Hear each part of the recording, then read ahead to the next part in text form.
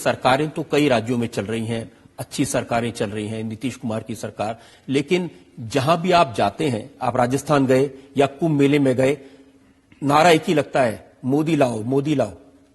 इसमें कहीं दो मत नहीं है। इस समय इस देश का सर्वाधिक लोकप्रिय यदि नेता कोई है तो वह नरेंद्र मोदी है। इस सच्चाई को कैसे कोई नकार सकता है? किसी भी राष्ट्रीय अध्यक्ष के लिए इससे बड़ी और खुशी कोई नहीं हो सकती है कि उसकी राजनीतिक पार्टी में कोई ऐसा लोकप्रिय नेता हो।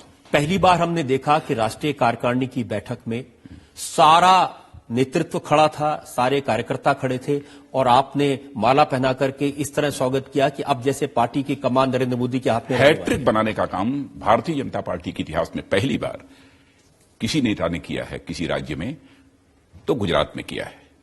नरेंद्र भाई के नेतृत्व में तीसरी बार सरकार बनी है। वैसे उसके पहले भी 2 बार लगातार भारतीय जनता पार्टी की सरकारें बनी हैं, लेकिन किसी एक नेता के नेतृत्व में लगातार 3 बार यदि सरकार बनी है तो केवल गुजरात बनी है। तो स्वाभाविक रूप से यह मैं अपना नैतिक दायित्व समझता हूं अध्यक्ष होने के नाते कि जिसने शानदार सफलता हासिल की है और भारतीय जनता पार्टी का मस्तक ऊंचा किया है सारे हिंदुस्तान में, तो ऐसे नेता का अभिनंदन तो किया ही जाना चाहिए, इसलिए मैंने अभिनंदन किया। लेकिन मैंने कपिल सिब्बल का बयान देखा, कांग्रेस पार्टी के बड़े नेता हैं, उन्होंने कहा कि राजनाथ सिंह को समझ के रहना चाहिए, एक बार मोदी पार्टी पर कब्जा कर लेंगे तो बीजेपी को खत्म कर देंगे। अब सिब्बल साहब हमारे पॉलिटिकल अपोनेंट हैं, उनके बारे में मुझे कुछ नहीं कहना है, लेकिन इतना मैं जरूर कहना चाहूंगा कि भारतीय जनता पार्टी में कोई कभी कब्जा करने की कोशिश नहीं करता है। हिंदुस्तान की अकेली राजनीतिक पार्टी है भारतीय जनता पार्टी है, जो कि एक पॉलिटिकल थॉट की, एक पॉलिटिकल आइडियोलॉजी की और एक विचारधारा की राजनीति करने वाली है राजनीतिक पार्टी है।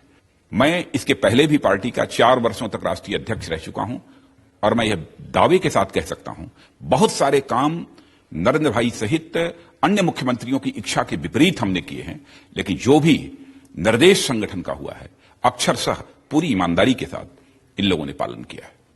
लेकिन बहुत सारे लोग ये भी कहते हैं कि अगर नरेंद्र मोदी राष्ट्रीय नेता बन गए तो सबसे पहले राजनाथ सिंह को खत्म करेंगे। शायद कांग्रेस के लोग ये कह सकते हैं।